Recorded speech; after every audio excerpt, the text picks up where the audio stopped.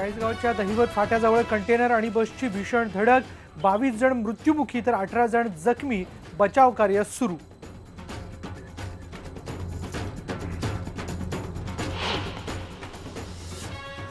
पंकजा मुंडेंच्या चिक्की घोटाळ्या प्रकरणी एसीबीनं प्रधान सचिवांना पत्र लिहून मागवली माहिती. काँग्रेसच्या तक्रारीनंतर एसीबीनं उचलली पावलं. मुंबईत पंकजा मुंडेंच्या घराबाहेर काँग्रेसची निदर्शनं.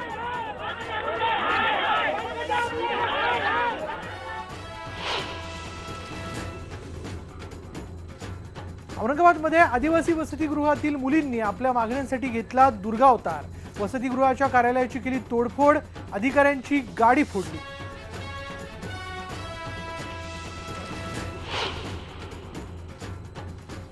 बोगस कागदपत्राच्या आधारे सरकारी भूखंड परस्पर विकण्याचा धक्कादायक प्रकार परभणी जिल्ह्यात उघडकीस. तत्कालीन नगराध्यक्षांवर गुन्हे दाखल करण्याचे आदेश.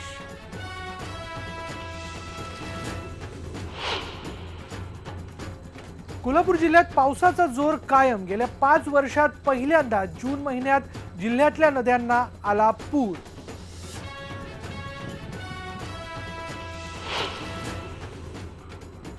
नर्मदा आयुक्तांच्या आदेशावर अण्णांची टीका. म्हणाले, भ्रष्टाचार हा शब्द सामाजिक संघटनांच्या नावातून काढणं अयोग्य.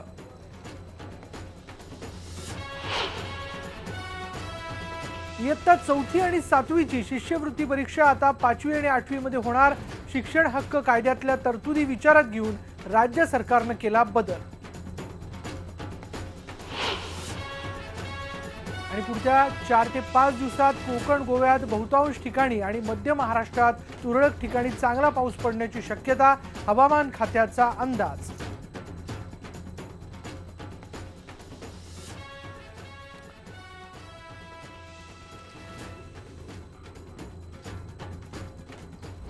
गावाकडच्या बातम्यांमध्ये पहिलीच बातमी आहे ती एका अपघाताबद्दलची. भीषण असा अपघात आहे हा.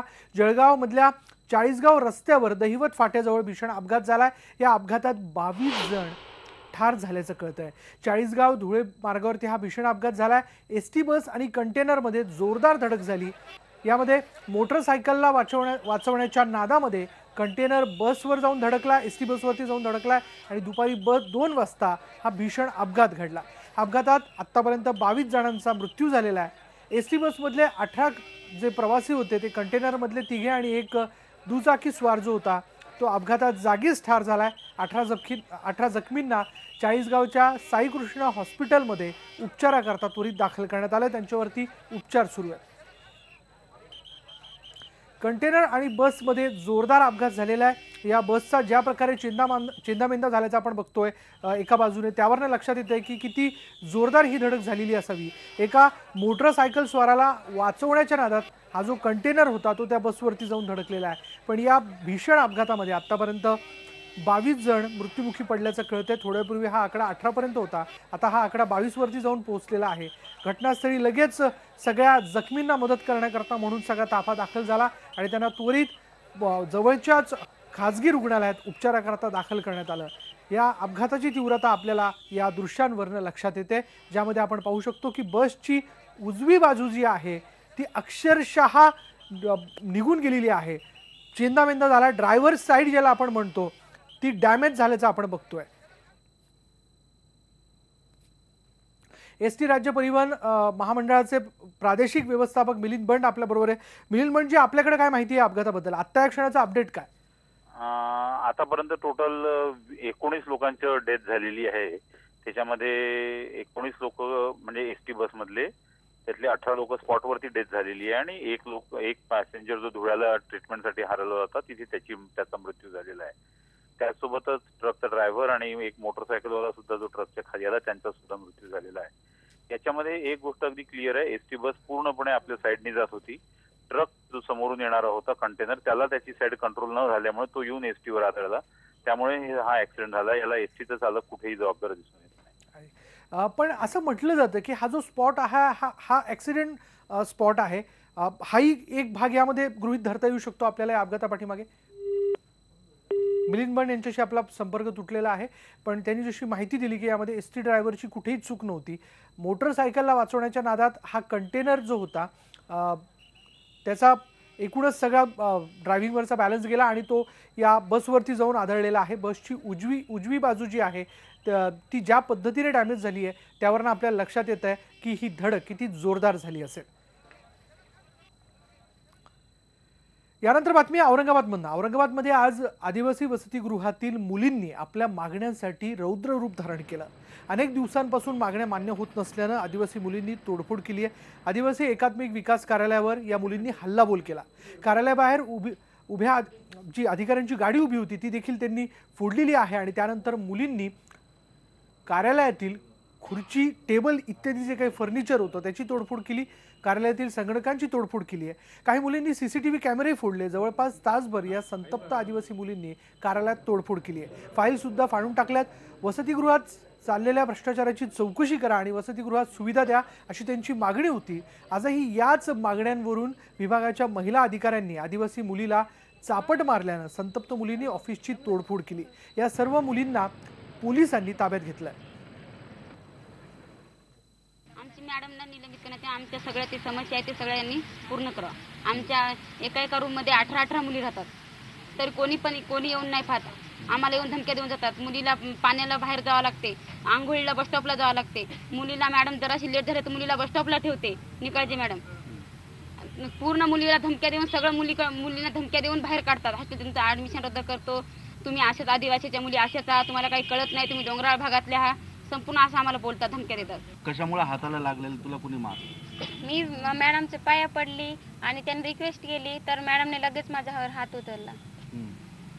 काय कशा पद्धतीने मारहाण केली? पहिला हाताने कानफटीत मारलं, नंतर इकडे हात पकडला त्यांनी, मग नख वगैरे लागले। यानंतर बातमी आहे परभणीमधल्या सेलू इथली।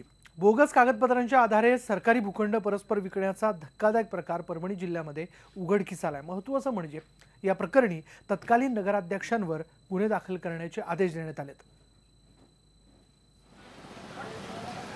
सेलू शहरातील मध्यवर्ती भागातील हे जिजाऊ नगर। या परिसरातले 13 मोठे प्लॉट बांधकामासाठी तर 7 रिकामे प्लॉट सेलू नगर परिषदेनं वाणिज्य वापरासाठी राखून ठेवले होते। मात्र 2004 मध्ये तत्कालीन नगराध्यक्ष, मुख्याधिकारी, तहसीलदारांनी चक्क बोगस कागदपत्र तयार केली आणि या शासकीय भूखंडाचे प्लॉट पाडून 20 जणांना परस्पर विकून देखील टाकलेत। याबाबतची तक्रार जिल्हाधिकाऱ्याकडे झाल्यानंतर त्यांनी त्याची चौकशी करून सर्व नामांतर रद्द केलेली आहे। याबाबतची अंतिम चौकशी 23 तारखेला आहे। 10 वर्ष टॅक्सेस पेड केल्यानंतर 10 वर्षानंतर नगर परिषद आठवण येते का हा प्लॉट आहे? इतके दिवस झोपले असते का नगर परिषद? हा नगर परिषदचा आणि तहसीलचा प्रॉब्लेम आहे, ते त्यांनी सॉल्व्ह करायचा। अजिबात बाकीच्या पब्लिकला त्रास द्यायला नाही पाहिजे। या प्रकरणी तत्कालीन नगराध्यक्षांसह मुख्याधिकारी, तहसीलदारांवर गुन्हे दाखल करण्याची मागणी माजी नगराध्यक्ष हेमंत आडलकर यांनी केली आहे। तर या प्रकरणाशी आपला काही एक संबंध नसल्याचा दावा बोराडे यांनी केलाय। त्यांनी खोटा येणे तयार करून चव्हाणला हातात धरून, अध्यक्षाला हातात धरून आणि सीओला हातात धरून खोट्या सह्या घेऊन हे लोकांना प्लॉट विकले। ही सगळी परिस्थिती खोनानं तयार केली, परंतु हे प्लॉट धारक, प्लॉट घेणारे हे नगरपालिकेला बदनाम करायले। त्यामध्ये त्यावेळेस जे अध्यक्ष होते त्यांनी अध्यक्ष म्हणून सही केली, ती चुकीचीच आहे। मी त्यावेळेस नगरसेवक बी नसताना मी त्या नकाशावर सही कसा करणार? आणि मी शिव आमचे जे गोविंदवार साहेब होते ते बी त्या 96ला रुजू झालेले आहेत आणि ह्या ज्या प्रकरणाचं आमचं नाव जोडलेलं आहे याच्याचा आमचा काहीच संबंध नाही। या प्रकरणाची आता चौकशी सुरू असून बोराडे यांच्यासह 5 जणांविरुद्ध लवकरच गुन्हे दाखल करण्यात येतील असं मुख्याधिकाऱ्यांनी सांगितलंय। प्लॉट धारकांनाही नोटिसा बजावण्यात आल्यात।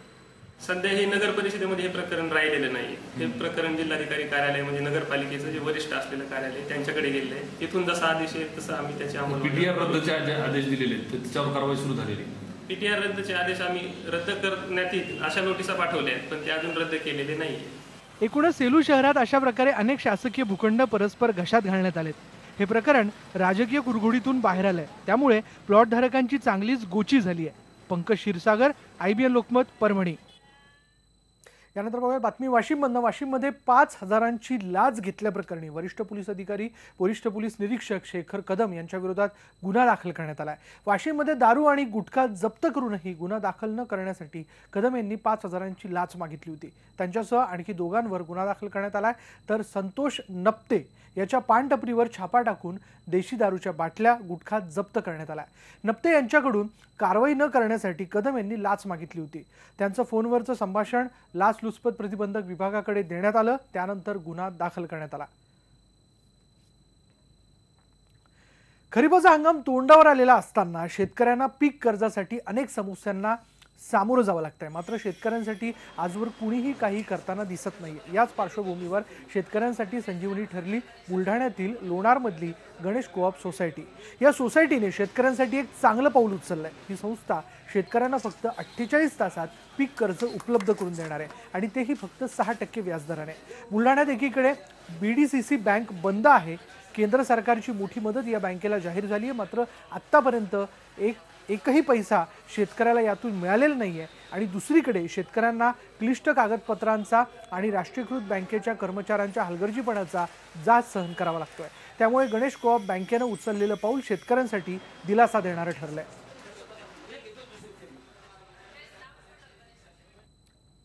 यानंतर गावाकडच्या बातम्यांमध्ये इथे वेळ झाली एका ब्रेकची. पहा फक्त IBN लोकमत.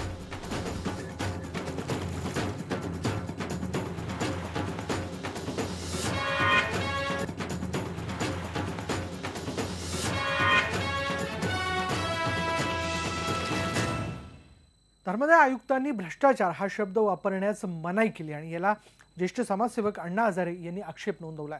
शब्द न वापरण्यामुळे भ्रष्टाचार कमी होत नाही असंही अण्णा म्हणाले.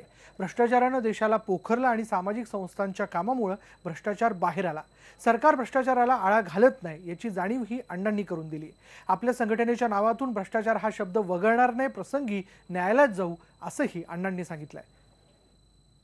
आमच्या संस्थेला अजूनही कुठली नोटीस आलेली नाही.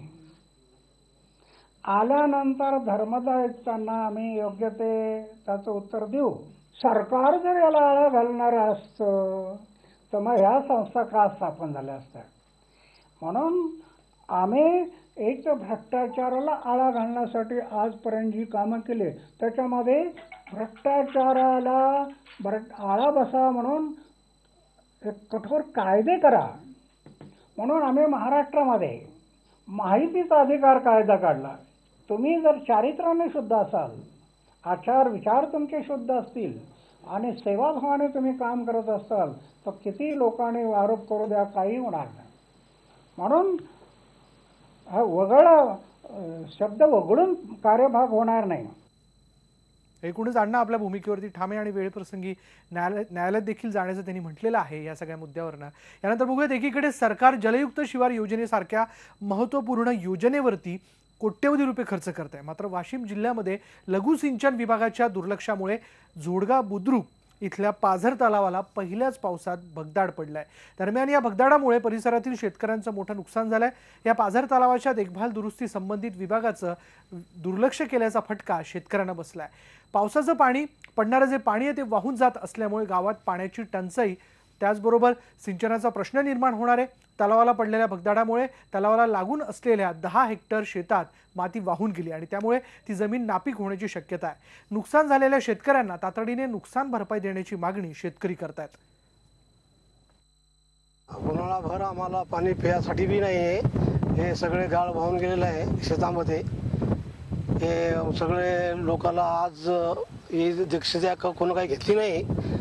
आता आम्हाला असं वाटतंय की आमचे हे तिन्ही गाव मिळून इथून पाण्याचा खूप त्रास आहे. गाळ वाहून बी गेलेला शेतीमध्ये थापलेला आहे, पूर्ण खराळून गेलेला आहे. याची त्वरित नुकसान भरपाई करण्यात यावी शासनाने. सोयाबीन वाहून गेलेले आहेत आणि पाण्याचा बी सगळं साठा वाहून गेल्यामुळं पुढे पाण्याचे प्रश्न निर्माण होणार आहे. गावकऱ्यासाठी बी धरणात पाणी असल्यामुळं बराच फायदा होऊ शकते. पण आता हे पाणी वाहून गेल्यामुळं हे बरंच नुकसान झालं आहे गावाचं बिन. आणि त्याच्यावर लक्ष 8 दिवस झाले त्याच्याकडून कोणी लक्ष देण्यात यावे जरा. यानंतरची बातमी कोकणात. आज कोकणामध्ये 25 फुटाच्या माशाचा दुर्दैवी मृत्यू झाला. रायगड जिल्ह्यातल्या रेवदंडा समुद्र किनाऱ्यावरती हा मासा आढळलाय. व्हेल जातीच्या या भल्या मोठ्या माशाचा अखेर मृत्यू झाला। त्यापूर्वी तो काही वेळ जिवंत होता असं कळतंय, त्याला आतमध्ये ढकलण्याचा प्रयत्न देखील झाला, पण अखेर त्याचा मृत्यू झाला। जहाज किंवा बारच्या धडकेमुळे तो जखमी झाला असावा असा अंदाज व्यक्त केला जातोय। याची खबर आम्हाला काल लागली। वन विभाग, रेव्हेन्यू डिपार्टमेंट, कोस्टल डिपार्टमेंट, नंतर मत्स्य विभाग, वेटरनरी विभाग या सगळ्यांच्या संयुक्त विद्यमानाने आणि विशेषतः ग्रामस्थांच्या मदतीने आम्ही याला एक हळूवारपणे हाताळून पाण्यात नेण्याचा प्रयत्न केला, परंतु हा मासा काय त्याला काही मध्ये इंजुरी झाली का काही कळत नाही, परंतु तो काही पाण्यामध्ये जाऊ शकला नाही। यानंतर पाहूया 2 महिन्यांपूर्वी झालेल्या यवतमाळ जिल्ह्यातील श्रीरामपूर ग्रामपंचायतीच्या निवडणुकीच्या मतमोजणी अधिकाऱ्यांनी अफरातफर केल्याच्या तक्रारीवर जिल्हाधिकारी सचिंद्र प्रताप सिंग यांनी दखल घेत दोघांवर फौजदारी गुन्हा दाखल करण्याचे आदेश दिलेत। एप्रिल 2015 मध्ये झालेल्या ग्रामपंचायत निवडणुकीत प्रभाग क्रमांक 2च्या निवडणुकीत मतमोजणी अधिकारी सुनील नाईक आणि त्यांच्या सहकाऱ्याने ईव्हीएम मशीनचे सील तोडून दुसरी चिप लावल्याची तक्रार दाखल करण्यात आली होती आणि यावर कारवाई करण्याचे आदेश जिल्हाधिकाऱ्यांनी दिलेत।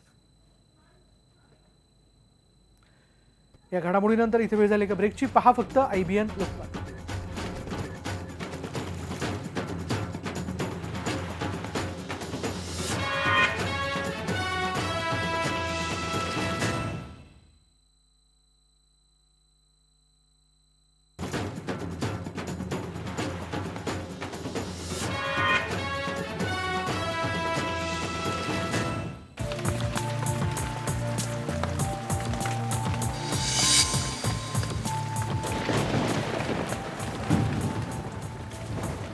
हिंगोली जिल्ह्यामध्ये मागील वर्षीच्या तुलनेत साधारण पाऊस पडलाय। मागील वर्षी आतापर्यंत केवळ 21 मिलीमीटर पावसाची नोंद झाली होती। यावर्षी आतापर्यंत 154 मिलीमीटर पाऊस पडलाय। हिंगोलीत पावसाची आणि पिकांची काय परिस्थिती आहे हे जाणून घेतलंय आमचे रिपोर्टर कन्हैया खंडेलवाल यांनी। हिंगोली जिल्ह्यामध्ये सतत 3 वर्ष दुष्काळ पडल्यानंतर यावर्षी चांगला पाऊस पडला आहे। आतापर्यंत जिल्ह्यामध्ये तब्बल 154 मिलीमीटर पावसाची नोंद झालेली आहे। मागील वर्षी हाच पाऊस केवळ 21 मिलीमीटर पडला होता। यावरून यावर्षी किती चांगला पाऊस पडला आहे आपल्या लक्षात येईल।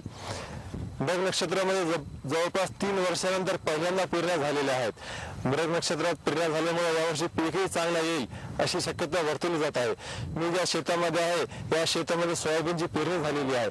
आपण या ठिकाणी बघू शकता की सोयाबीनचं हे पीक जवळपास 3 इंचापर्यंत वाढलेलं आहे आणि लवकर पेरणी झाल्यामुळे यावर्षी सोयाबीनचा उतारही चांगला येऊ शकतो।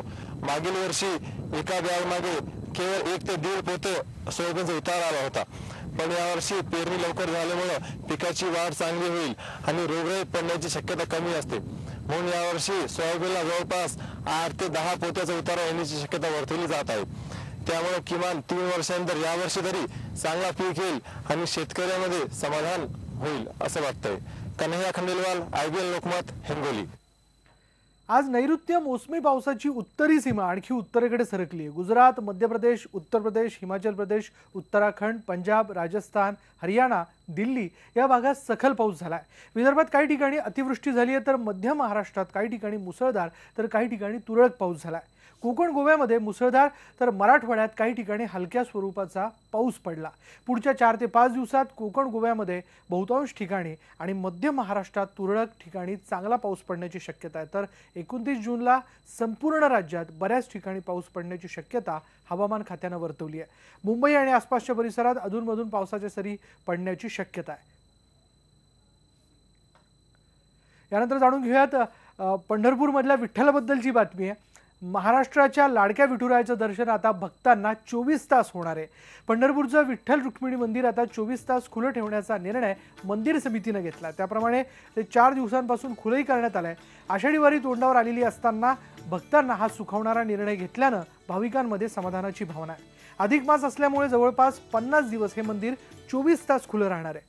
मात्र काही स्थानिक संघटनांनी या निर्णयाला विरोध केला। या संघटनांनी त्यासाठी शुक्रवारी पंढरपूर बंदची हाक दिली आहे। 24 तास दर्शन व्यवस्थेचा निर्णय मागे घेण्याची मागणी विधी हिंदुत्ववादी संघटनांनी केली आहे, पण प्रमुख वारकरी संघटना आणि भाविक या आंदोलनापासून दूर असल्यामुळे पंढरपूर बंदला फारसा प्रतिसाद मिळेल असं दिसत नाही।